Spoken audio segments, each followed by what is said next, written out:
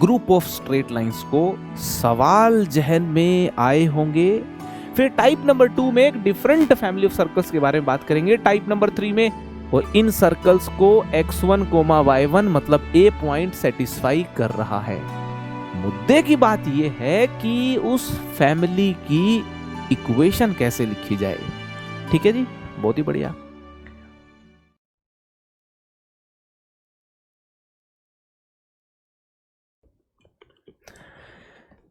Family of straight lines हम लोगों ने स्ट्रेट लाइन चैप्टर में सीखा था। आपको पहली बार यह समझ आया था कि स्ट्रेट लाइंस की फैमिली होती है। अकेली स्ट्रेट लाइन, एक सिंगल स्ट्रेट लाइन तो है ही, ग्रुप ऑफ स्ट्रेट लाइंस को फैमिली में कब रखा जाता है ये हमने फैमिली ऑफ स्ट्रेट लाइंस में सीख लिया था। आई होप आप लोगों ने फैमिली ऑफ स्ट्रेट लाइन का लेक्चर अटेंड किया होगा। इस वीडियो में हम बात करने वाले हैं फैमिली ऑफ सर्कल्स की। जी हां, स्ट्रेट लाइंस की फैमिली होती है, सर्कल्स की भी फैमिली होती है। अब आप ये सोचना चालू कर चुके होंगे कि क्या पैराबोलाज की फैमिली होती है, क्या इलिप्सिस की फैमिली होती है, क्या हाइपरबोलाज की फैमिली होती है क्या? सवाल जहन में आए होंगे, जवाब भी मिलेंगे और जवाब हर चैप्टर में मिलते जाएंगे। पैराबोला की फैमिलीज का जवाब पैराबोला में, इलिप्स और हाइपरबोला की फैमिलीज का जवाब आपको इलिप्स और हाइपरबोला चैप्टर्स में मिलेगा। लेकिन जो आप सोच रहे हैं जवाब मुझे लगता है उससे थोड़ा हटके मिलने की संभावना ज्यादा है, तो पहले से परसेप्शन मत बनाइएगा। हर चैप्टर में जो मैं फैमिली ऑफ कोनिक्स के बारे में बातें करूं उनको ध्यान से सीखिएगा और समझने का प्रयास कीजिएगा। खैर, ये तो बातें हुई अलग। हम बात कर रहे हैं इस वीडियो में सर्कल्स की फैमिली के बारे में। सर्कल्स की फैमिली में कौन होता होगा? बहुत सारे सर्कल्स होते होंगे। ये जो टॉपिक है फैमिली ऑफ सर्कल्स, इस पूरे टॉपिक को मैंने कई टाइप्स में कैटेगराइज कर रखा है। हम सबसे पहले टाइप नंबर 1 सीख रहे हैं। हम एक खास किस्म की फैमिली ऑफ सर्कल्स के बारे में सीख रहे हैं। टाइप नंबर 1 में हम ये भी आइडिया लेंगे कि सर्कल्स की फैमिली क्या होती है और हम एक खास किस्म की फैमिली का डिस्कशन भी करने वाले हैं। फिर टाइप नंबर 2 में एक डिफरेंट फैमिली ऑफ सर्कल्स के बारे में बात करेंगे। टाइप नंबर 3 में एक और डिफरेंट फैमिली ऑफ सर्कल्स के बारे में बात करेंगे। और इस तरीके से मैंने इस फैमिली ऑफ सर्कल्स टॉपिक को कई टाइप्स में बांट दिया है। अगर आप हर टाइप को ध्यान से सीख लेंगे तो ये टॉपिक आपका एकदम मजबूत हो जाएगा। दोस्तों देखिए स्क्रीन पे 2 सर्कल्स यहां बनाए हुए हैं मैंने, ठीक है। 2 सर्कल्स 2 बिंदुओं पे इंटरसेक्ट कर रहे हैं। सर हमेशा तो 2 सर्कल 2 बिंदुओं पे इंटरसेक्ट नहीं करते, बिल्कुल नहीं करते, मैं भी एग्री कर रहा हूं। लेकिन हम इस टाइप में डिस्कशन ही उन सर्कल्स का कर रहे हैं जो 2 पॉइंट्स पे इंटरसेक्ट करते हों। दोस्तों मैंने एक सर्कल ले लिया S1, है ना। मेरे S1 सर्कल की इक्वेशन मैं यहां लिख लेता हूं, x² plus y² plus 2g1x plus 2f1y plus c1 equal to 0। बहुत ही बढ़िया। मैं मेरे दूसरे सर्कल को S2 बोल रहा हूं और जो मेरा S2 सर्कल है उसकी इक्वेशन भी मैं लिख लेता हूं, x² plus y² plus 2g2x plus 2f2y plus c2 equal to 0। 2 circles मैंने यहां पे ड्रॉ कर लिए हैं, इनकी इक्वेशंस मैंने लिख ली हैं, बहुत ही बेहतरीन लिख ली है। तो यहां पे 2 बिंदुओं पे वो इंटरसेक्ट कर रहे हैं, आपको दिखाई दे रहा है, बिल्कुल दिखाई दे रहा है। मेरा आपसे सवाल है कि 2 पॉइंट से कितने सर्कल्स पास करेंगे? मुझे लगता है यह सवाल बड़ा सीधा है। 1 पॉइंट से इनफाइनाइट सर्कल पास करते हैं ना। देखिए 1 पॉइंट से इनफाइनाइट सर्कल पास करते हैं। बहुत सारे सर्कल एक बिंदु से पास कर रहे होते हैं। दोस्तों 2 पॉइंट्स की बात की जाए तो 2 पॉइंट्स से भी इनफाइनाइट सर्कल पास करते हैं। देखिए ये एक सर्कल पास कर रहा है, ये दूसरा सर्कल पास कर रहा है, ये कोई तीसरा सर्कल पास कर रहा है, ठीक है। एक पॉइंट से भी इनफाइनाइट सर्कल पास करते हैं, 2 पॉइंट्स से भी इनफाइनाइट सर्कल पास करते हैं, 3 नॉन कोलिनियर पॉइंट अगर ले लेता हूं तो उनसे एक ही सर्कल पास करता है। बड़ी इंपॉर्टेंट थ्योरम है ये मैथमेटिक्स की कि 3 नॉन कोलिनियर पॉइंट अगर आप ले लोगे तो मात्र एक सर्कल ही पास करेगा। यहां जो हम डिस्कशन कर रहे हैं वो 2 पॉइंट से पास होने वाले सर्कल्स का कर रहे हैं। तो मैं आपसे जो पूछना चाह रहा था उसका जवाब मुझे लगता है हमको और आपको दोनों को क्लियर है कि 2 पॉइंट जो हैं ये वाले मैंने मार्क किए हैं, इन 2 पॉइंट से इनफाइनाइट सर्कल पास करेंगे। बिल्कुल करेंगे जी, बिल्कुल करेंगे। 2 पॉइंट से इनफाइनाइट सर्कल पास करेंगे। अब 2 पॉइंट से इनफाइनाइट सर्कल पास करेंगे, ठीक है। ये वाला पॉइंट और ये वाले पॉइंट से भी इनफाइनाइट सर्कल पास करेंगे। 2 पॉइंट है यहाँ पे, 2 पॉइंट से इनफाइनाइट सर्कल पास करेंगे। चलो कुछ सर्कल्स को ड्रॉ करते हैं। ये एक सर्कल मैंने ड्रॉ कर लिया, ये लो एक दूसरा सर्कल मैं ड्रॉ कर लेता हूं, ठीक है। ऐसे करके बहुत सारे सर्कल मैं ड्रॉ कर सकता हूं। 2 पॉइंट्स है मेरे पास, इनसे इनफाइनाइट सर्कल पास करेंगे। मैं उन इनफाइनाइट सर्कल्स को कह देता हूं कि वो एक फैमिली बनाते हैं। बहुत बढ़िया बात है, फैमिली बना लेंगे। इन 2 पॉइंट से पास करने वाले सारे सर्कल्स को बोल दिया कि वो एक फैमिली के सर्कल्स हैं। बोल दिया फैमिली के सर्कल्स हैं तो ठीक है जी। मुद्दे की बात यह है कि उस फैमिली की इक्वेशन कैसे लिखी जाए। बात समझ में आ गई? मैं इक्वेशन लिखना चाहता हूं ऐसी फैमिली ऑफ सर्कल्स की जो इन 2 पॉइंट से पास करती हो। लिखेंगे, जरा सुनिए ध्यान से। मेरा इंटरेस्ट है equation of family of circles में, equation of family of circles में विच आर पासिंग थ्रू, जो पास कर रहे हैं, passing through the points of intersection of, the points of intersection of S1 equal to 0 and S2 equal to 0। S1 equal to 0 and S2 equal to 0, ये 2 circles 2 points पे intersect कर रहे हैं और इन 2 पॉइंट से पास होने वाले जो इनफाइनाइट सर्कल्स हैं, मैं उन इनफाइनाइट सर्कल्स को एक इक्वेशन के माध्यम से रिप्रेजेंट करना चाहता हूं, है ना। ये इनफाइनाइट सर्कल्स को मैंने एक इक्वेशन में पिरो दिया तो मैं कह दूंगा कि यही है फैमिली ऑफ सर्कल्स की इक्वेशन। तो वो इक्वेशन क्या होगी इसकी मुझे तलाश है और आपके सामने मैं लिख रहा हूं कि वो इक्वेशन होगी S1 plus lambda S2 equal to 0। आप बोलेंगे कि ये S1 plus lambda S2 equal to 0 क्या लिख दिया आपने? सुनिए, ध्यान से बातें बता रहा हूं, बातों को ध्यान से सुनिए जरा। ये जो S1 plus lambda S2 equal to 0 मैंने लिखा है, मैं कुछ बातें कह रहा हूं, आप बताइएगा अगर सहमत हो तो। मैं कह रहा हूं ये मैंने सर्कल लिखे हैं। आप बोलेंगे सर्कल कैसे लिखे हैं जी? मैं कह रहा हूं देख लीजिए, सर्कल ही है। कैसे?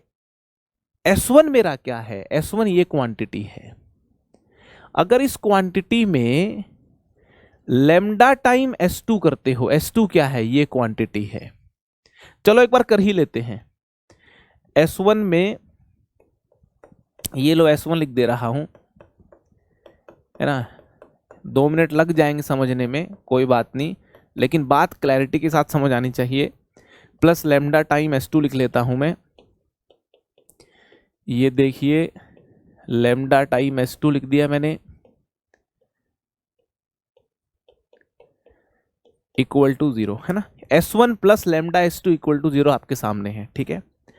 इस इक्वेशन में देखिए x स्क्वायर का कोफिशिएंट कितना है? 1 प्लस लेमडा, एक्स स्क्वायर का कोफिशिएंट है, कोफिशिएंट ऑफ एक्स स्क्वायर कितना है 1 प्लस लेमडा। वाई स्क्वायर का कोफिशिएंट कितना है जी 1 प्लस लेमडा। गजब हो गया, एक्स स्क्वायर वाई स्क्वायर का कोफिशिएंट सेम आ गया, और उसके साथ इसमें देखिए एक्स की टर्म प्रेजेंट है, वाई की टर्म प्रेजेंट है और कांस्टेंट टर्म प्रेजेंट है। बाबा रे बाबा, बात एकदम साफ है कि अगर किसी इक्वेशन में एक्स स्क्वायर वाई स्क्वायर का कोफिशिएंट सेम है, एक्स की टर्म प्रेजेंट है, वाई की टर्म प्रेजेंट है, कांस्टेंट टर्म प्रेजेंट है, मैंने बता रखा है वो इक्वेशन सर्कल की ही होती है। तो बात एकदम साफ है, ये S1 plus lambda S2 equal to 0 जो बात लिखी हुई है ये सर्कल है। आप मान गए होंगे अब तो, मुझे लगता है कि ये सर्कल है, सर्कल ही है, सिर्फ सर्कल है। बिल्कुल ठीक है बात। कुछ लोग सोच रहे होंगे सर लेमडा को चेंज करते जाओ अलग अलग सर्कल आता जाएगा। बात बिल्कुल सही है, तो लेमडा को चेंज करोगे तो अलग अलग सर्कल आते जाएंगे। सर वो सारे सर्कल इन 2 पॉइंट से पास होने वाले सर्कल होंगे क्या? अरे रुको भाई, पहले तो ये समझा है कि ये सर्कल है, और ये भी समझा है कि ये सर्कल नहीं सर्कल्स हैं, बहुत सारे सर्कल्स हैं। कैसे? लेमडा बदलेंगे तो अलग अलग सर्कल आता जाएगा। बिल्कुल ठीक बात है, मगर क्या ये सर्कल्स इन 2 पॉइंट से ही पास करेंगे क्या? ये समझना होगा। ये वाला पॉइंट ए ले लेता हूं, इसके कोऑर्डिनेट x1 y1 ले लेता हूं, इस पॉइंट को b ले लेता हूं, इसके कोऑर्डिनेट x2 y2 ले लेता हूं। ए पॉइंट सर्कल S1 पे भी लाई कर रहा है, S2 पे भी लाई कर रहा है। ए पॉइंट मतलब x1 y1 इस क्वांटिटी को 0 करता होगा, बिल्कुल करता होगा, क्योंकि इस सर्कल पे लाई कर रहा है, S1 को 0 करता होगा।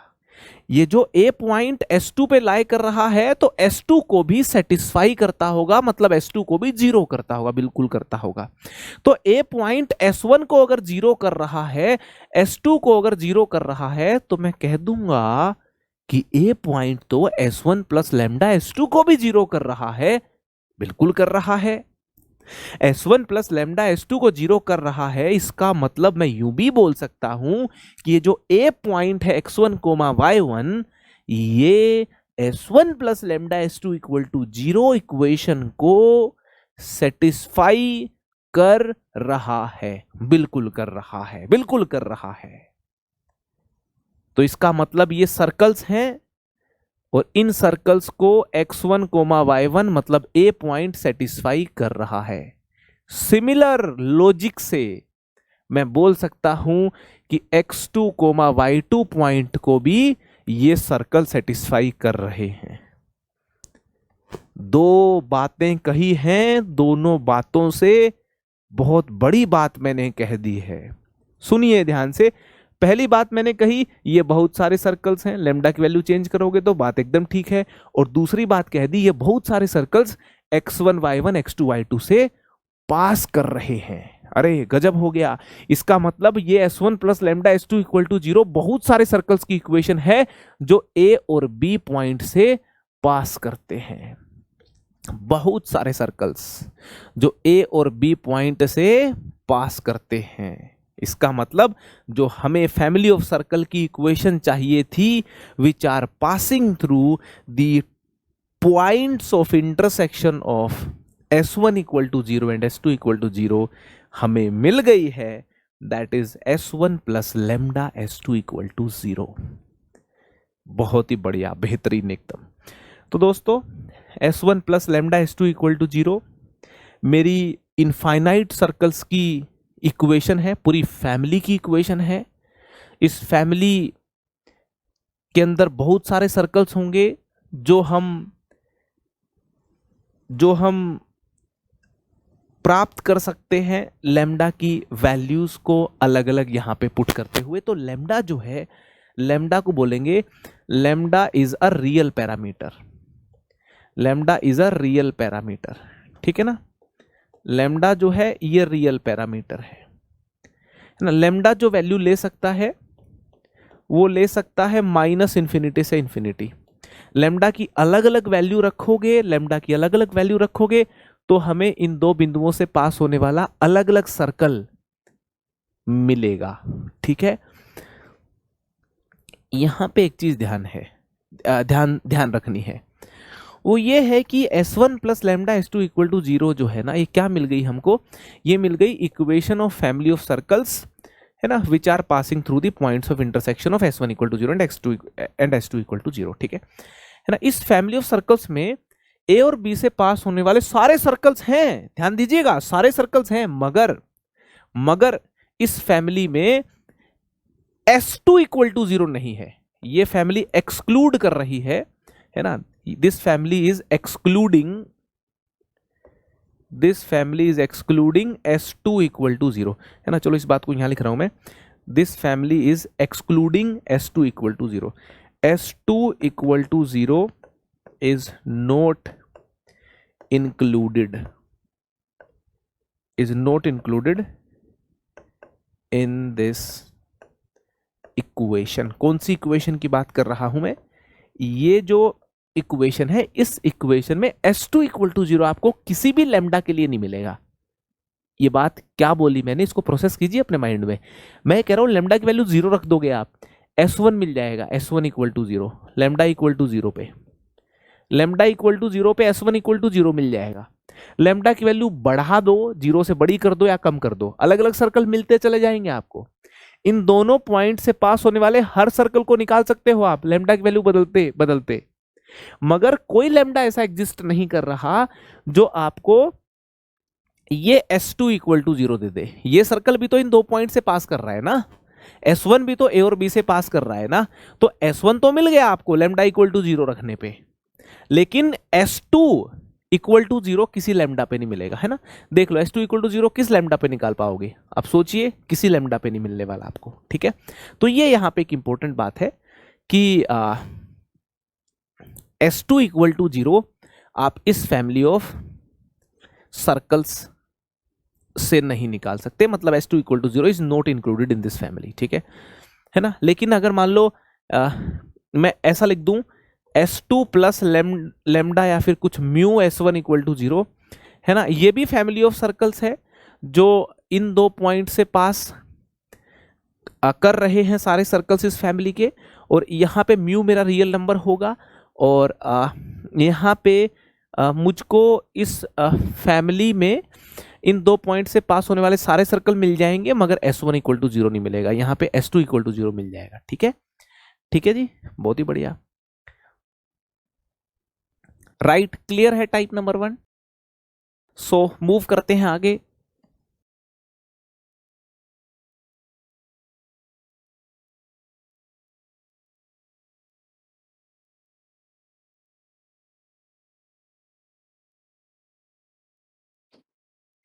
सेकंड केस में क्या सीन है, एक सर्कल है और एक क्या है, लाइन है। ठीक है जी, एक सर्कल है और एक लाइन है।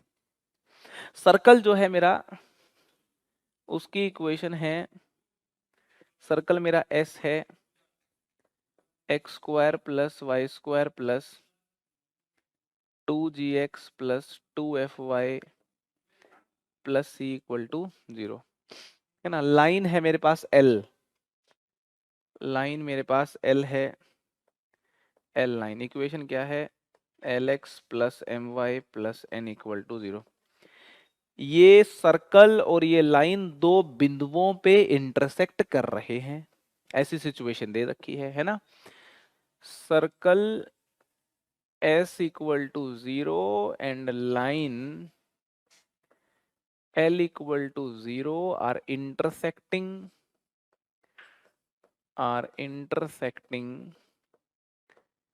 each other at two different points। दो बिंदुओं पे एक दूसरे को काट रहे हैं। मेरा सवाल आपसे ये है, अगर ये दो बिंदुओं पे काट रहे हैं तो इन दो बिंदुओं से पास होने वाले कितने सर्कल हैं? बहुत सारे सर्कल हैं जी। मैं उन बहुत सारे सर्कल को एक फैमिली में डाल दिया मैंने उनको, और अब मैं उनकी इक्वेशन निकालना चाहता हूं सबकी। समझ रहे हो मैं क्या कह रहा हूं? इन दो बिंदुओं से पास होने वाले जो इनफाइनाइट सर्कल हैं, जो भी आपके इनफाइनाइट सर्कल्स ये जो बन रहे हैं, इन इनफाइनाइट सर्कल्स को एक फैमिली बोल दिया और कहा उस फैमिली की इक्वेशन बताओ, है ना। बताने वाले ने लिख दिया s plus lambda L equal to 0, और इसके पीछे एक तर्क दे दिया। तर्क ये दिया कि जी जब सर्कल की इक्वेशन में लाइन की इक्वेशन जोड़ते हो तो x वाली में x वाली टर्म, y वाली में y वाली टर्म और n वाली में ये जो कांस्टेंट में कांस्टेंट टर्म ऐड होकर के नई इक्वेशन आती तो सर्कल की ही है। जब लेमडा टाइम एल भी जोड़ोगे तो भी जुड़ने के बाद एक्स स्क्वायर वाई स्क्वायर पे तो फर्क नहीं पड़ना, एक्स वाई और कांस्टेंट पे फर्क पड़ना है। तो एक्स स्क्वायर होगा, वाई स्क्वायर होगा, एक्स वाई कांस्टेंट टर्म होंगी, वो तो सर्कल ही होगा। तो एक बात तो तय हो गई कि लेमडा की वैल्यू कुछ भी रख लो, अब की बार तो चाहे -1 भी रख लो, लेमडा कुछ भी होगा। टेक लेमडा एक रियल नंबर लीजिए, लेमडा को रियल नंबर लीजिए, और एक बात तय हो गई कि ये जो है ये सर्कल बहुत सारे उनकी इक्वेशंस है। लेमडा की डिफरेंट डिफरेंट वैल्यू पे डिफरेंट डिफरेंट सर्कल आ गए, बहुत सारे सर्कल्स की इक्वेशन है, और बहुत सारे सर्कल में ये सर्कल जो हैं ये मेरे इस बिंदु को सेटिस्फाई कर रहे हैं x1 y1, क्योंकि x1 y1 बिंदु s को भी 0 बनाता है और l को भी 0 बनाता है। तो s और l को 0 बनाएगा तो इसको लेफ्ट को राइट के बराबर कर देगा, ला करके बराबर कर देगा ये, और ये बिंदु हम बोल सकते हैं इसको सेटिस्फाई कर रहा है। और सिमिलर तरीके से हम बोलेंगे कि ये बिंदु x2 y2 जब सर्कल की इक्वेशन को भी सेटिस्फाई कर रहा है, लाइन की इक्वेशन को भी सेटिस्फाई कर रहा है, मतलब s और l दोनों को 0 बना रहा है, तो इस इक्वेशन को भी सेटिस्फाई कर रहा होगा। तो हमने ये प्रूव कर दिया है कि बहुत सारे सर्कल्स हैं और इन बिंदुओं से पास कर रहे हैं x1 y1 x2 y2 से, तो इसका मतलब गुलाबी सर्कल्स ही हो गए ये। तो जिस फैमिली की तलाश थी उस फैमिली की इक्वेशन मिल गई मेरे को। सो यहां पे ये जो इक्वेशन है, this is the equation of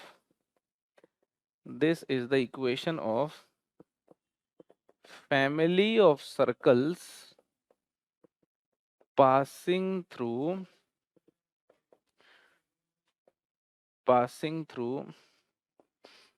the points of intersection of s equal to 0 and l equal to 0, s equal to 0 and l equal to 0। Clear हो गई बात, है ना। पहली जो बात थी वो भी अपने को क्लियर हो गई है कि जी दो सर्कल दे रखे हैं, उनके इंटरसेक्शन से जो सर्कल पास कर रहे हैं उनकी फैमिली की equation s1 plus lambda s2 equal to 0। एक सर्कल एक लाइन दे रखी है, दो जगह इंटरसेक्ट अगर कर रहे हैं तो उनसे पास होने वाले सर्कल्स की फैमिली की equation s plus lambda l equal to 0 हो गई। ठीक है, क्लियर एकदम। अब बात कर लेते हैं कुछ तीसरे किस्म की कर लें बात, है जी। तो अब मैं आपसे ये पूछ रहा हूं, ध्यान से सुनना, बिल्कुल एकदम। मैं कह रहा हूं कि दो बिंदुओं को पकड़ लो सीधा। मैं कह रहा हूं कि जी ये लो x1 y1 बिंदु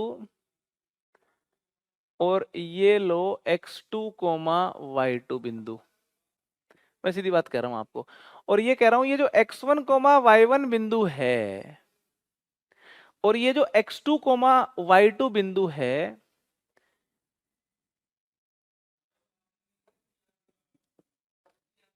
x2 y2 जो बिंदु है, इन दोनों बिंदुओं से कितने सर्कल पास करेंगे? इनफाइनाइट। मुझे उनकी फैमिली की इक्वेशन बताइए भाई। दो बिंदुओं से पास करने वाली फैमिली की इक्वेशन बताई जा सकती है, वही बताते हुए आ रहे हैं। तो इन दो बिंदुओं से पास होने वाली फैमिली की इक्वेशन बताइए कैसे लिखेंगे जी, है ना। मैं ये कहूंगा कि इन दो बिंदुओं से एक लाइन तो पास करती होगी, है ना। लाइन की इक्वेशन लिख लो, ये लो लाइन की इक्वेशन लिख ली मैंने। लाइन की इक्वेशन कैसे लिखी, y minus y1 minus slope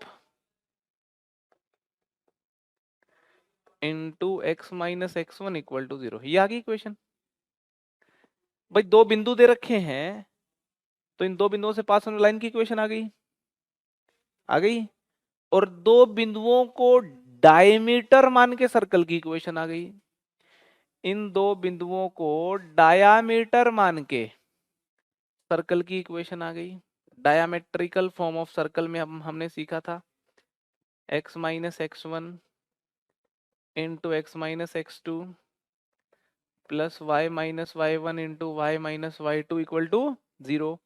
मुझे सर्कल पता है, लाइन पता है, इनके इंटरसेक्शन से पास होने वाले पॉइंट ए एंड बी हैं, इन्हीं से पास होने वाले सर्कल की इक्वेशन तो चाहिए। तो ये तो मैंने पिछला केस ही बना दिया एक तरीके से, मैं तो ये वाला केस बना दिया, ये पीछे वाला जो केस था, ठीक है। तो क्या हम बोल सकते हैं कि जी ये वाला जो s है और ये वाले जो l है, इनका इस्तेमाल करके s plus lambda L equal to 0 लिख दीजिए। लेमडा यहाँ पे एक रियल पैरामीटर होगा, है ना। लेमडा के बारे में बात करें तो रियल पैरामीटर है, ये कांस्टेंट नहीं है। वेरिएबल तो x एंड y हो ही गए।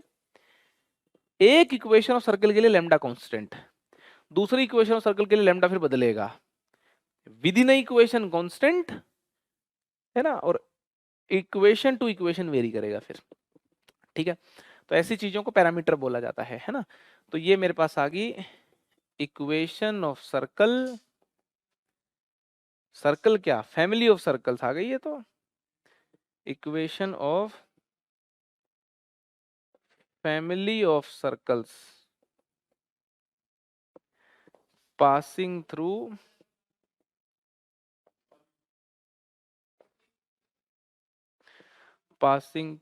x1 y1 and x2 y2।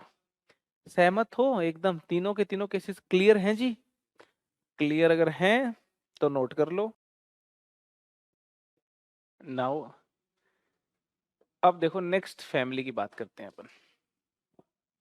देखिए एक एक लाइन है ना, लाइन है मेरी L, ax plus by plus c equal to 0। इस लाइन के ऊपर एक पॉइंट है, इस लाइन के ऊपर एक पॉइंट है px1 y1। इस पॉइंट को, इस पॉइंट पे इस लाइन को टच करने वाले कितने सर्कल होंगे, इनफाइनाइट सर्कल होंगे। इस पॉइंट पे इस लाइन को टच करने वाला एक सर्कल हो गया, ये दो सर्कल हो गया, तीन सर्कल हो गया, ऐसे करके अब देखो बहुत सारे सर्कल्स हैं जी, है कि नहीं, बहुत सारे सर्कल्स। एक बात तो ये जाननी है कि इन सर्कल्स की फैमिली को कोएक्सियल सिस्टम ऑफ सर्कल्स बोलते हैं। तो एक तो ये समझना जरूरी है कि कोएक्सियल सिस्टम ऑफ सर्कल क्या है ना। कोएक्सियल सिस्टम ऑफ सर्कल्स, है ना। हम एक तो ये जानेंगे कि यार ये कोएक्सियल सिस्टम ऑफ सर्कल क्या है ना। सिर्फ इसी टाइप के डायग्राम नहीं बनते कोएक्सियल सिस्टम ऑफ सर्कल में। कोएक्सियल सिस्टम ऑफ सर्कल का ये एक सबसेट है, एक पार्ट है, एक केस है। पूरी बात की जाए तो ऐसे सिस्टम ऑफ सर्कल्स को कोएक्सियल सिस्टम ऑफ सर्कल बोलते हैं। सुनना ध्यान से, सर्कल्स का गुच्छा कोएक्सियल सिस्टम में बोला जाएगा अगर उस गुच्छे में से किन्हीं भी दो सर्कल को पिक करने पे रेडिकल एक्सिस सेम रहे।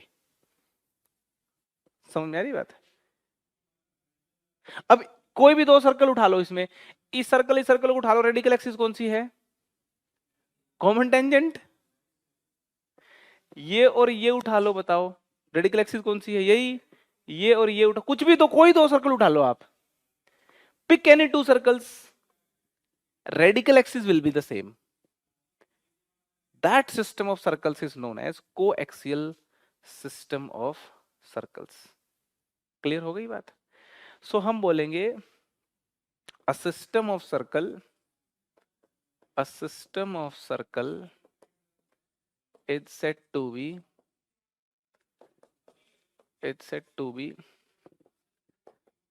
coaxial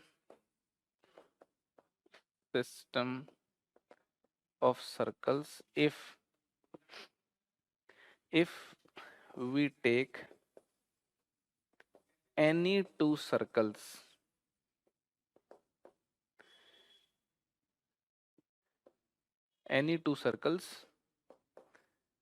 their radical axis will remain same.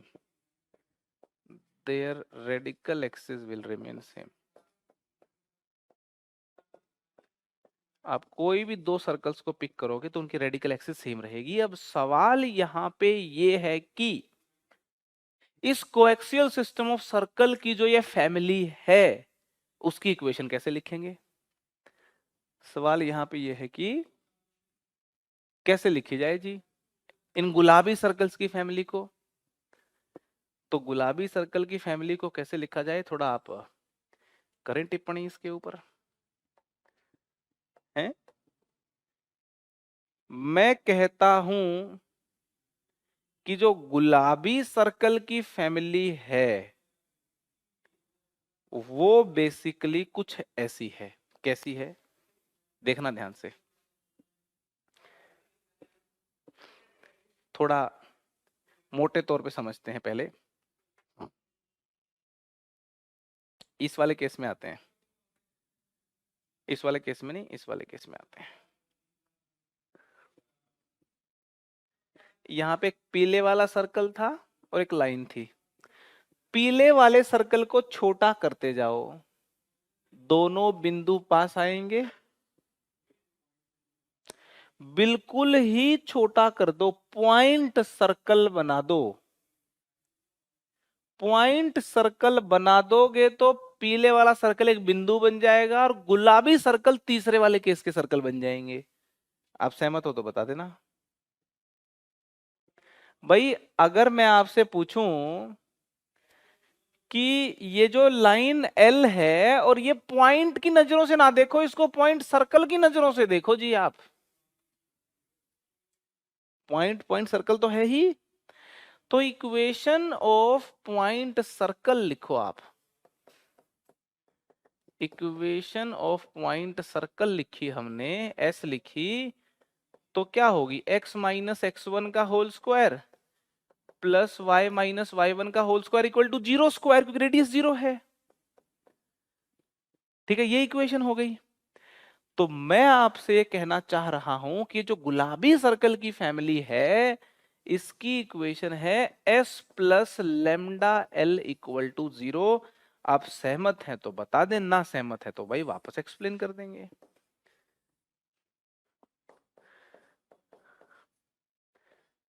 बताइए जरा, सहमत है तो, है ना. यहाँ पे लोग सहमत हो ही जाते, होना ही पड़ता है. ठीक है ना. एक लड़की ने मुझसे सवाल पूछा था, बहुत सालों पुरानी बात होगी, 2014 में IIT में सेलेक्ट हो गई थी वो. उसने कहा था कि सर ये वाली जो इक्वेशन है इसमें गुलाबी सर्कल्स के अलावा ये वाले सर्कल भी तो आ जाएंगे. आप समझ रहे हैं मैं क्या कह रहा हूं. तो कहा कि क्या राय है, ये वाले सर्कल आएंगे कि नहीं आएंगे. और बोला कि ये बिंदु जो है, ये बिंदु इस पीले सर्कल को 0 कर रहा है, मतलब सेटिस्फाई कर रहा है, कर भी रहा है. तो ये कहा कि पीले वाले सर्कल आएंगे कि नहीं आएंगे इसमें, पीले वाले सर्कल. तो क्या राय है, इस इक्वेशन में सिर्फ गुलाबी गुलाबी ये वाले सर्कल आएंगे कि ऐसे जो इस लाइन को काटते हो, इस बिंदु से पास करते हो, वो सर्कल भी आ जाएंगे. तो यहाँ पे तर्क ये है कि ये पीले वाले सर्कल जो ऐसे बन रहे हैं, इस बिंदु से पास हो रहे हैं और लाइन को जो काट रहे हैं, ये पीले सर्कल यहाँ पे इस वाली इक्वेशन में नहीं प्रेजेंट. क्यों नहीं प्रेजेंट, इसलिए नहीं प्रेजेंट क्योंकि अगर ये पीला सर्कल इसमें प्रेजेंट होता तो पीला सर्कल x2 y2 पॉइंट को सेटिस्फाई कर रहा होता किसी न किसी लैम्डा के लिए x2 y2 को ये इक्वेशन सेटिस्फाई करती, मगर x2 y2 point line L को जीरो कर देगा। S और इसमें तो दूरी है, इसको जीरो नहीं कर पाएगा, किसी लैम्डा के लिए x2 y2 इसको सेटिस्फाई नहीं करेगा, तो ये सर्कल बन ही नहीं पाएगा। समझ में आ रही कि नहीं आ रही?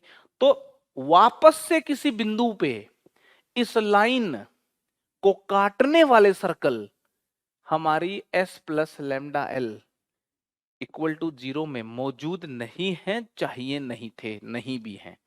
बहुत खास किस्म की इक्वेशन अपने आप आ गई। अरे बात समझ में आ रही है? तो ये मेरी हो गई equation of circles touching the line L at x1, y1 lying on it। सहमत हो बात से? है ना? अगर सहमत हो बात से तो बहुत ही बढ़िया। देखते हैं जरा नेक्स्ट वाले में जो मैं बातें बोलूंगा, जो स्टेटमेंट मैं बोलने वाला हूं, हर स्टेटमेंट बहुत कीमती स्टेटमेंट है। सुनना ध्यान से, प्रोसेस ध्यान से करना, बहुत ही slow and step by step बोलने वाला हूं। Every statement is equal to many concepts, ठीक है? तो सुनना ध्यान से। मेरा यहाँ पे टास्क कुछ ऐसा है कि मैं एक ट्रायंगल के सर्कम सर्कल की इक्वेशन निकालना चाहता हूं अब की बार। और दे रखा है मेरे को ट्रायंगल की साइड, एक तो L1 इक्वल टू 0 दे दी, एक L2 इक्वल टू 0 दे दी, एक L3 इक्वल टू 0 दे दी, है ना? तो मेरा टास्क है कि मैं इसके सर्कम सर्कल की इक्वेशन लिख दूं, है ना? तो आप सोचिए जरा कैसे लिखेंगे। इक्वेशन लिख दूं of the circum circle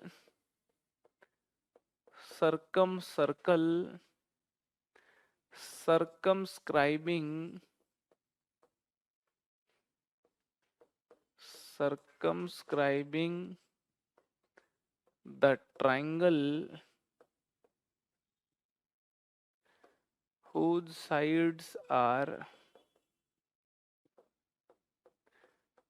L1 equal to 0, L2 equal to 0 and L3 equal to 0। ठीक है, ऐसे सर्कल की इक्वेशन निकालना चाहता हूं मैं, ठीक है ना? इस सर्कल की अपन इक्वेशन निकालना चाहते हैं।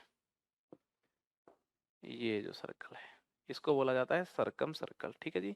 इस बिंदु से भी पास कर रहा है, इस बिंदु से भी पास कर रहा है, इस वाले बिंदु से भी पास कर रहा है ना? एक तरीका तो ये है, क्या है?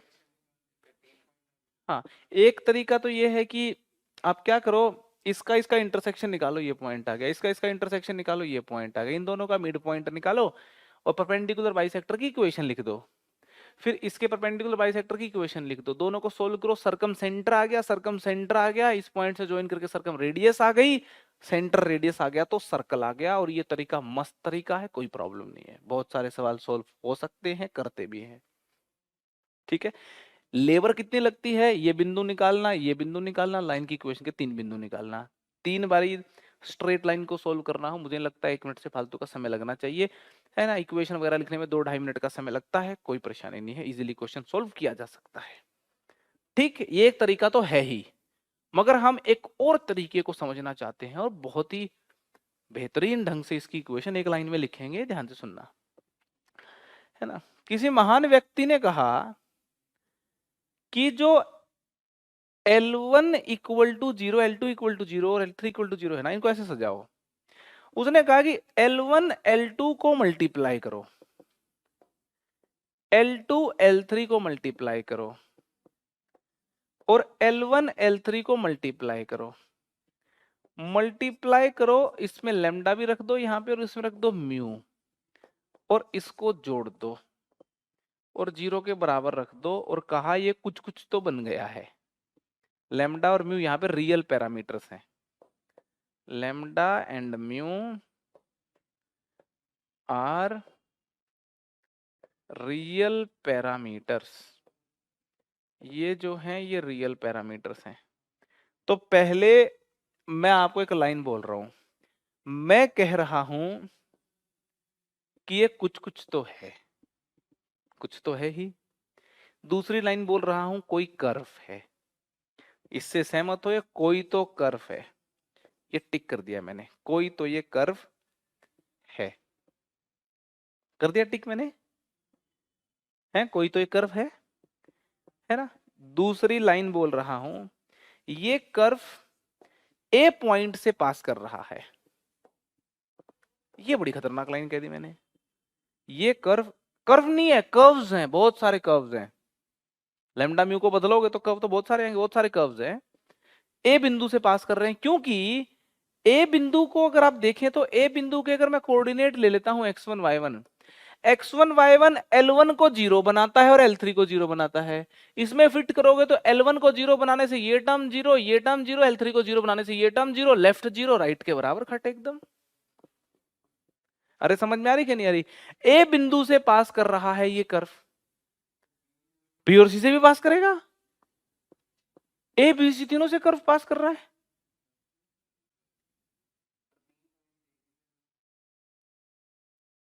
तीन बिंदुओं से कर्व पास कर, बताओ जादू हो गया है। तो मतलब दो लाइनों ने काम कर दिया।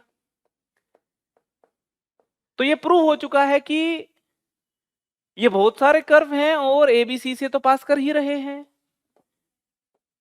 मगर वो बहुत सारे जो कर्व हैं वो तो जी पैराबोला भी हो सकते हैं, वो तो जी सर्कल भी हो सकते हैं, वो तो जी हाइपरबोला भी हो सकते हैं। देखो एक हाइपरबोला ऐसा, दूसरा देखो ये पूरा एक ही तो हाइपरबोला होता है। इलिप्स भी हो सकते हैं जी, कोई बात नहीं है जी, ये लो जी इलिप्स भी हो सकते हैं जी। पेयर ऑफ स्ट्रेट लाइन भी हो सकते हैं जी, ये लो जी एक पेयर ऑफ स्ट्रेट लाइन भी हो सकते हैं जी। समझ में आ रही कि नहीं आ रही? तो मैं ये बोल रहा हूं अब जो लाइन है ये वाली लाइन को ध्यान से सुन लेना और अगली लाइन को ध्यान से सुन लेना, काम खत्म हो जाएगा। मैं पहली लाइन बोल रहा हूं, मैं कह रहा हूं कि ये जो कर्व हैं ये बहुत सारे कर्व्स हैं ए बी सी से पास करने वाले। Circle, pair of straight line, parabola, ellipse, hyperbola कुछ भी हो सकते हैं। अगर इनमें से सर्कल छांटने हैं तो वो सरकम सर्कल ही होगा। सर्कल छांटने हैं तो एक ही मिलेगा। ये कह दिया बस बात को, क्योंकि तीन बिंदुओं से सर्कल एक पास करता। इस सारे भूचाल में, इस सारे फैमिली ऑफ कर्व्स में एक सर्कल छुपा हुआ है, वो ढूंढ लिया तो काम खत्म।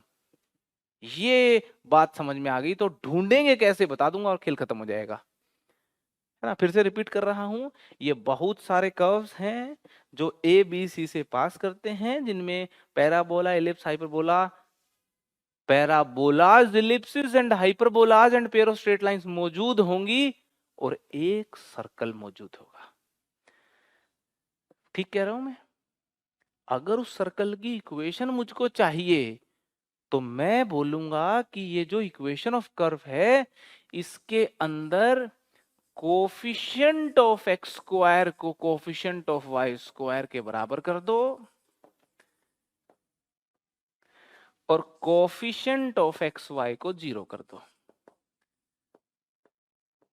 जैसे ही आप ये करोगे लैम्डा म्यू में एक इक्वेशन, जैसे ये करोगे लैम्डा म्यू में दूसरी इक्वेशन, दो इक्वेशन दो वेरिएबल सोल्व करके मात्र एक आंसर देंगे, एक सर्कल देंगे।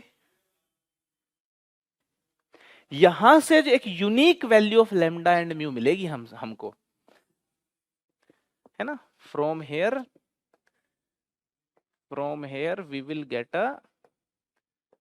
we will get a unique value, we will get unique solution lambda comma mu का एक यूनिक सोल्यूशन मिलेगा and hence a unique circle, circum circle, unique circle which is circum circle, which is circum circle. सहमत हो तो बता दो, है ना। और ये जो कहानी लिखी है हमने, ये लिखी है, ये जो देखो, ये जो आई है इक्वेशन, ये आई है equation of conics, family of conics passing through points A comma B and C. सहमत हो तो बता दो। फैमिली ऑफ सर्कल नहीं थी, फैमिली ऑफ कॉनिक्स थी। सर्कल मैंने छांटा उसमें से, सर्कल तो अपन ने छांटा ना भैया। तो ये सर्कम सर्कल नहीं लिखने का एक डायरेक्ट तरीका है family of conics, family of circles का इस्तेमाल करके। और जो दूसरा तरीका बताया था मैंने, सिंपलर तरीका, वो भी मस्त तरीका है, उससे भी सॉल्व कर सकते हैं। बहुत सारे सवाल उन्हीं से सॉल्व होते हैं। ठीक है, ये लास्ट में लगाते हैं अपन। ठीक है भाई, है एक तो एक तरीका पता होना चाहिए अपने को। ठीक है, क्लियर हो गया भाई ये वाला केस पांचवा। एक और केस की करते हैं बात जरा। अब की बार मैंने क्या ले लिया, एक क्वाड्रिलेटरल ले ली, और इच्छा हुई कि इस क्वाड्रिलेटरल का सर्कम सर्कल निकाला जाए। क्वाड्रिलेटरल ले ली, L1 equal to 0, L2 equal to 0, L3 equal to 0, L4 equal to 0, और इस क्वाड्रिलेटरल का सर्कम सर्कल निकालने की इच्छा हो गई भाई, एकदम भयंकर वाली। तो इस क्वाड्रिलेटरल का सर्कम सर्कल निकालने की इच्छा हो गई। ऐसा कोई सर्कम सर्कल यहाँ पे बन जाएगा। सर्कम सर्कल बोले तो चारों वर्टेक्स से जो पास कर रहा हो। इच्छा क्या हो गई, इक्वेशन निकालने की, equation of circumcircle of the quadrilateral given by, है ना, क्वाड्रिलेटरल गिवन बाय और रिप्रेजेंटेड बाय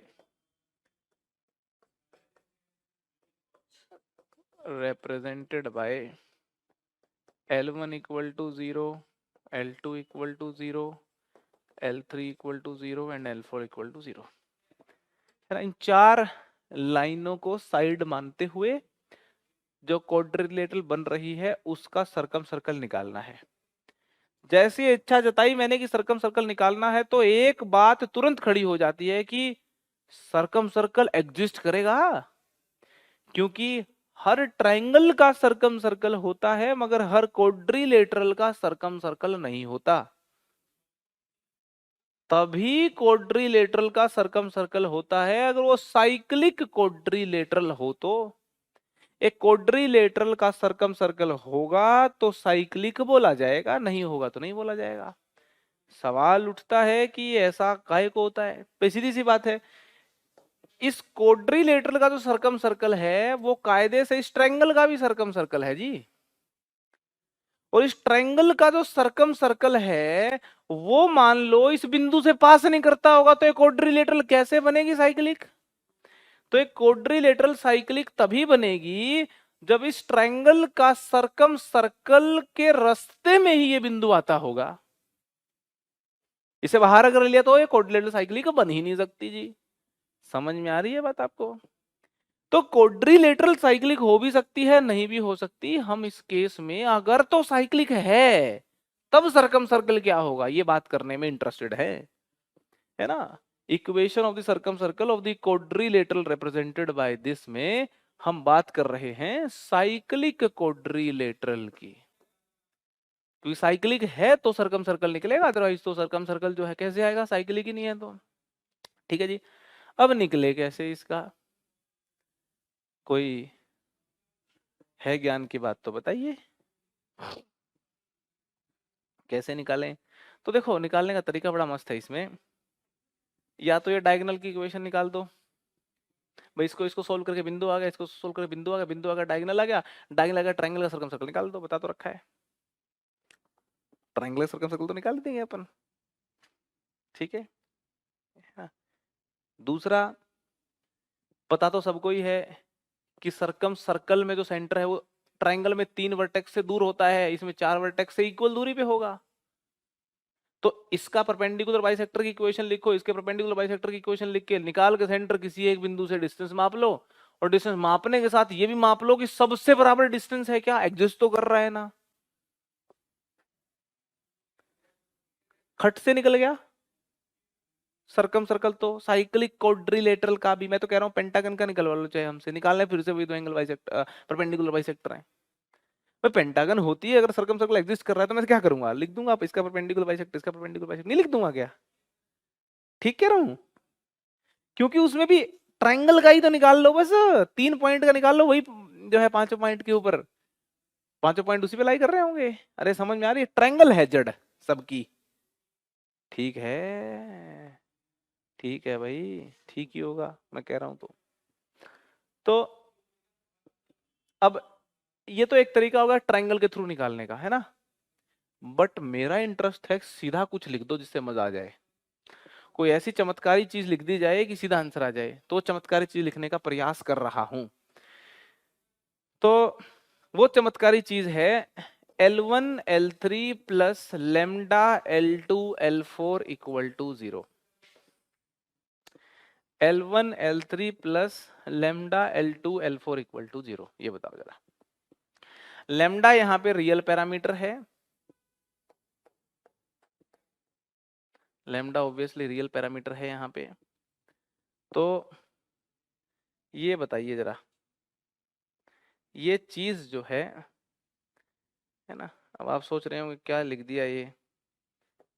अब मैं इसको लाऊंगा, जरा तमीज में ला रहा हूं, सुनो जरा ध्यान से। मैं कह रहा हूं पहले इसको देख लो। पहला पॉइंट, कुछ तो है, कोनिक है, कर्व है, कोनिक है, क्योंकि जब लाइन मल्टीप्लाई होती है ना, दो लाइन मल्टीप्लाई होती है, तो एक्स स्क्वायर एक्स वाई और कांस्टेंट टर्म जनरेट होती है, तो कोनिक ही होता है वो, जनरल कोनिक होता है वो, ठीक है। कुछ तो है मतलब कोनिक है, कोनिक हो गया, ठीक है।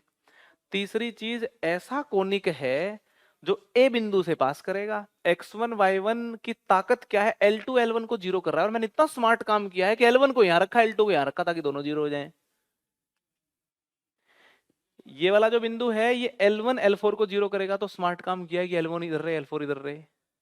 इस बिंदु से पास करेगा तो L4 L3 अलग अलग होनी चाहिए, L3 L4, L2 L3 को ये बिंदु करेगा, L2 L3 को। तो इसका मतलब ये ऐसा कोनिक है जो इन चारों बिंदुओं से पास करता है ना। मगर इन चारों बिंदुओं से तो बहुत सारे कोनिक पास कर रहे होंगे, सर्कल तो मात्र एक होगा। उस सर्कल को अगर ढूंढना चाहते हो, फिर से जो आपको सिखाया है वही काम, क्या करोगे, कोफिशिएंट ऑफ, ध्यान से सुनना बात को, कोफिशिएंट ऑफ एक्स स्क्वायर को बराबर कर दोगे कोफिशिएंट ऑफ वाई स्क्वायर के, और कोफिशिएंट ऑफ एक्स वाई को कर दोगे 0। ठीक है जी। अब यहां पे मजेदार बात क्या है, कोफिशिएंट ऑफ एक्स स्क्वायर को कोफिशिएंट ऑफ वाई स्क्वायर के बराबर करने पे लैम्डा आ गया। लैम्डा जब आ ही गया तो काय को कोफिशिएंट ऑफ एक्स वाई 0 करना भाई फिर, समझ रहे हो मैं क्या कह रहा हूं। तो यहां पे इंटरेस्टिंग बात क्या है, coefficient of x square equal to coefficient of y square करके मान लो लैम्डा 2 आ गया, और कोफिशिएंट ऑफ एक्स वाई को 0 करके लैम्डा 2 ही आया, तो है ठीक। 3 आ गया तो इसका मतलब समझ लेना साइक्लिक क्वाड्रिलेटरल ही नहीं है। तो ये साइक्लिक क्वाड्रिलेटरल को टेस्ट करने की कंडीशन भी हो गई, यहां पे टेस्टिंग भी हो गई और सर्कल का निकलना भी हो गया। अगर कोई स्मार्टली प्ले करे तो इसको यूं समझे कि टेस्टिंग भी हो जाएगी अपनी, और मैं सर्कल की इक्वेशन भी लिख लेंगे जी। तो यहां से if we will gate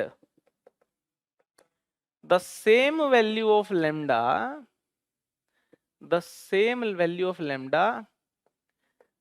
then the given quadrilateral is cyclic is cyclic and hence we can then find the equation of circumcircle, है ना। लैम्डा निकल गया, लैम्डा को फिट कर दो तो सर्कमसर्कल आ जाएगा। ठीक है जी, ठीक है। इन जनरल वैसे ये क्या थी, इन जनरल ये थी equation of family of conics, equation of family of conics passing through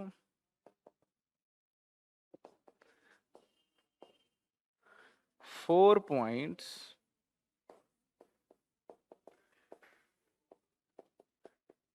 A B C D, है ना, passing through 4 points A B C D। ठीक है, ये बात समझ में आ गई। यहाँ पे फैमिली ऑफ सर्कल हमारा हो गया कंप्लीट, और सर्कल हमारा हो गया कंप्लीट। ठीक है, एक और बात बताता हूँ आपको, है ना, सवाल अभी करेंगे आगे, है ना, कुछ सवाल करेंगे अगले लेक्चर में अपन, है ना। एक बात आपको और बता रहा हूँ, एक क्वेश्चन आया था IIT JEE में। क्वेश्चन क्या था, ध्यान से सुनना। मुझे याद, अब तो विलुप्त हो गया किताबों से, किताबों में नहीं मिलेगा। 2005 में आया था। 2005 में IIT का लास्ट सब्जेक्टिव पेपर हुआ था, 6 से ऑब्जेक्टिव हो गई थी। तो 2005 के पेपर में आया था कि विदाउट फाइंडिंग, सब्जेक्टिव पेपर का सवाल था, without finding the vertices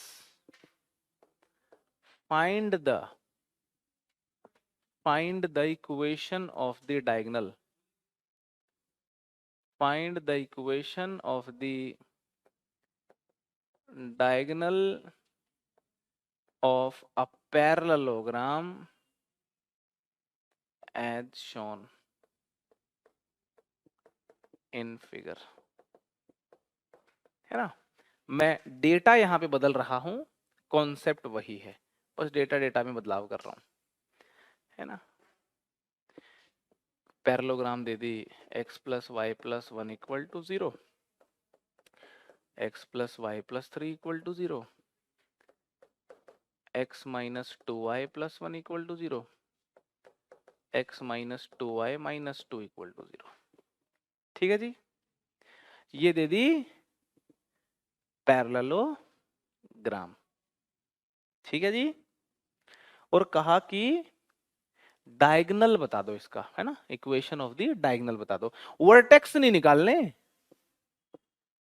vertex नहीं निकालने, वर्टेक्स तो निकाल के तो इसको सोल्व करके ये निकाल दिया, इसको सोल्व करके ये निकाल दिया और हो गया काम।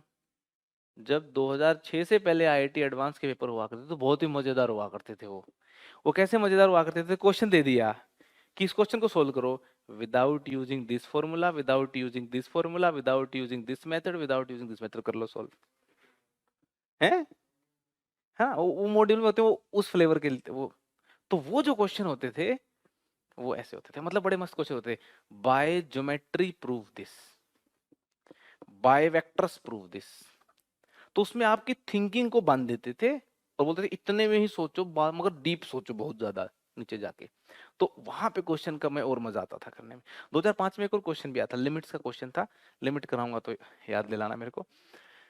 तो खैर कैसे करेंगे, तो यहाँ पे जिन लोगों का IIT क्रैक हुआ था वो लोग कैसे करके आए थे, ये बड़ी अच्छी घटना तुम्हें बताता हूँ। वो करके आए थे, उन्होंने कहा कि जी देखो, इस बिंदु से डायगोनल पास हो रहा है ना, एक डायगोनल निकालूंगा तो वैसे दूसरा निकाल दोगे, एक ही डायगोनल पूछा था वैसे उसमें। इस बिंदु से एक डायगोनल, मतलब ये जो ए बी डायगोनल की इक्वेशन निकालनी है अपने को, तो ए बिंदु से पास होने वाली कोई भी लाइन ले लो आप, उसकी इक्वेशन जो है ना, ये L1 ले लेते हैं, ये L2 ले लेते हैं, है ना। तो इक्वेशन ऑफ अ लाइन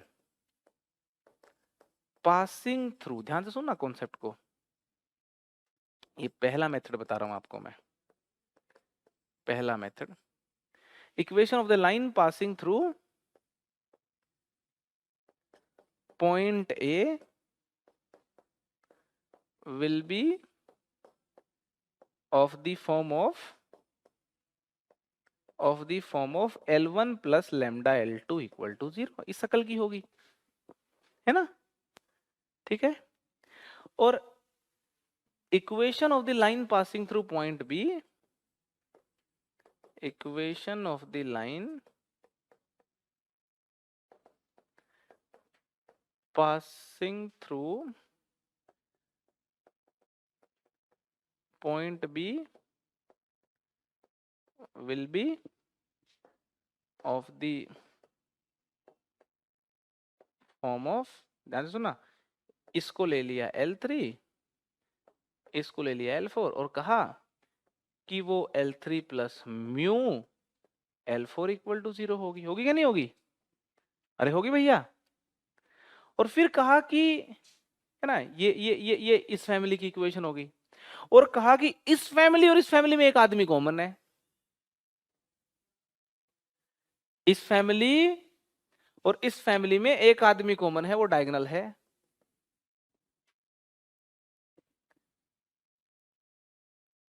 ये डायगोनल इस फैमिली का भी मेंबर, इस फैमिली का मेंबर, इन दोनों फैमिली का कॉमन मेंबर आंसर है। दोनों फैमिली का कॉमन मेंबर क्या है?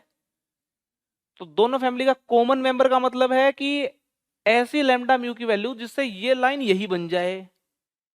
आइडेंटिकल लाइन की कंडीशन लगा दो बस आप, a1/a2 equal to b1/b2 equal to c1/c2, lambda और म्यू निकल जाएंगे। अरे समझ में आई?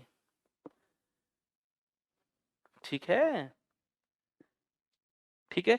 तो यहां पे देखो, लिख देता हूं, L1 plus lambda L2 equal to 0 लिखोगे ना, तो देखो ये हो गया x plus y plus 1 lambda x minus 2y minus 2 equal to 0, और x plus y plus 3 plus mu वो वाली हो गई x minus 2y plus 1 equal to 0। x का कोफिशिएंट यहाँ से 1 प्लस लैम्डा, y x का कोफिशिएंट यहाँ से 1 प्लस म्यू, है ना। तो यहाँ पे मैं बस ये कहना चाह रहा था, थोड़ा सा स्पेस थोड़ा अच्छा रहेगा ना, है ना, है ना, है ना। these will become identical, when these will become identical, these will become diagonal, है ना, these will become diagonal and hence then identical,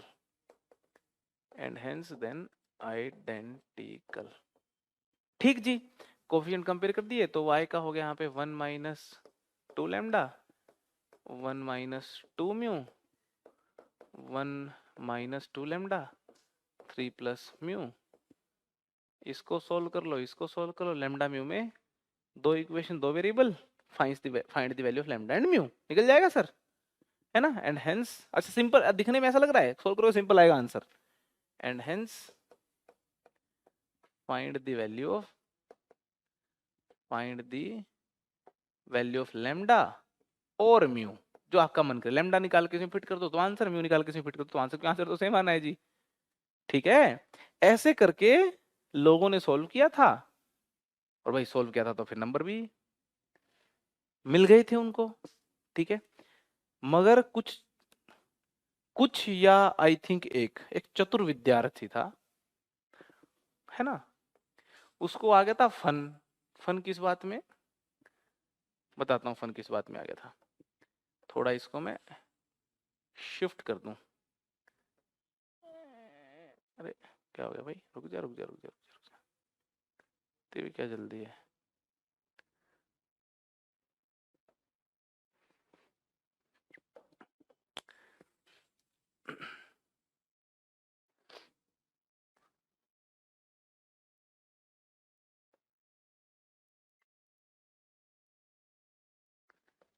ये तो समझ में आ गया ना सोल्यूशन आपको, ये सोल्यूशन तो समझ में आ गया अपने को। हाँ, तो एक चतुर विद्यार्थी था, उसको सर्कल पढ़ने के बाद आ गया था आनंद। कैसा आनंद आ गया था उसको? ये सब तामझाम जब उसने देखा, ये जो तामझाम उसने देखा, तो उसकी उम्मीदें ऐसी बढ़ गई कि एक लाइन में आंसर निकल जाए तो देखो बहुत अच्छा होता है। तो फैसिनेट हो गया इस सब सॉल्यूशंस को देख करके। तो उसने क्या कहा, उसने कहा कि भाई बात ऐसी है उसने क्या कहा कि बात कुछ ऐसी है कि इस लाइन को और इस लाइन को मल्टीप्लाई करो। उसने कहा क्यों मत पूछना, पहले करो। मतलब क्यों मैं बताऊंगा नहीं, पहले करो। ध्यान से सुनना, उसके पेपर का सॉल्यूशन बता रहा हूं यूं क्यों लिख के। उसने कहा कि इस लाइन को इस लाइन को मल्टीप्लाई करो, और इस लाइन को और इस लाइन को मल्टीप्लाई करो।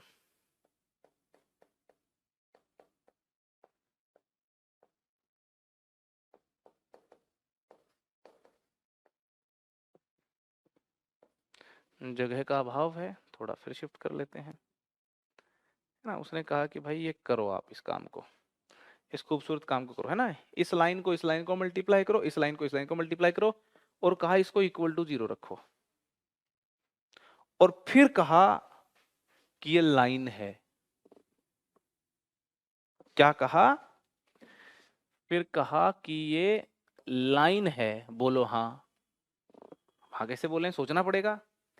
तो लोगों ने सोचा, अच्छा माइनस करो, दोनों को मल्टीप्लाई करके माइनस करना था, ठीक है ना।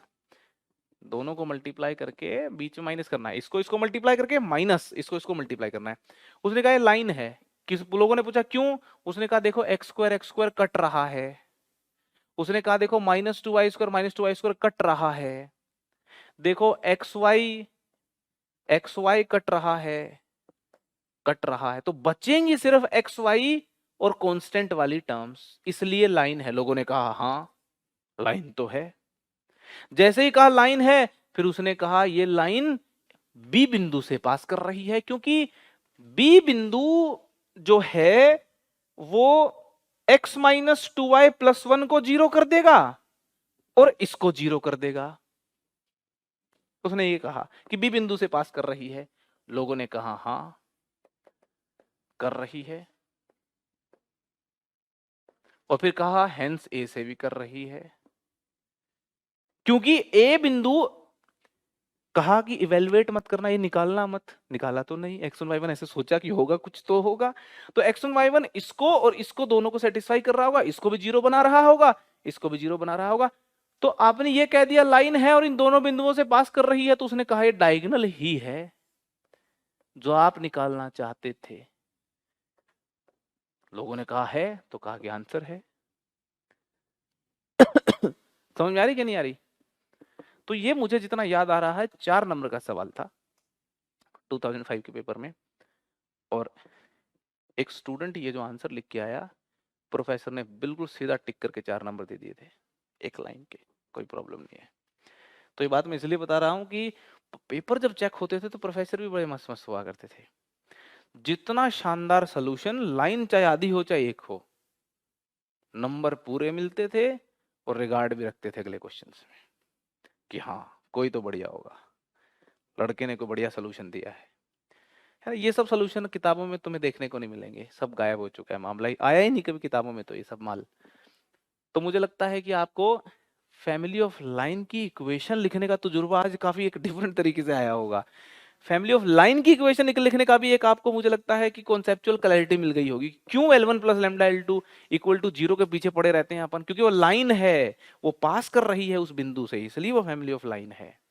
आपको सर्कल की फैमिली लिखने का तजुर्बा आया होगा, आपको सर्कल की फैमिली के बाद कोनिक की फैमिली का एक एंगल देखने को मिला होगा, और उसके बाद फैमिली के जो यूसेज हैं वो तो समझ में आ ही गए होंगे। उसके अलावा ये तो out of the box thinking के बाद के जो यूसेज हैं, ये एक अलग डायमेंशन आपकी सोच को देने का काम करेंगे। और आप सहमत हो इस पूरी कहानी से तो लिख लीजिए जरा इन सॉल्यूशंस को। तो यहाँ से जो सोल्व करके जो आंसर आएगा वो मैंने लिख दिया है यहाँ पे, है ना। आंसर भी अपन मेंशन कर चुके हैं, ठीक है जी।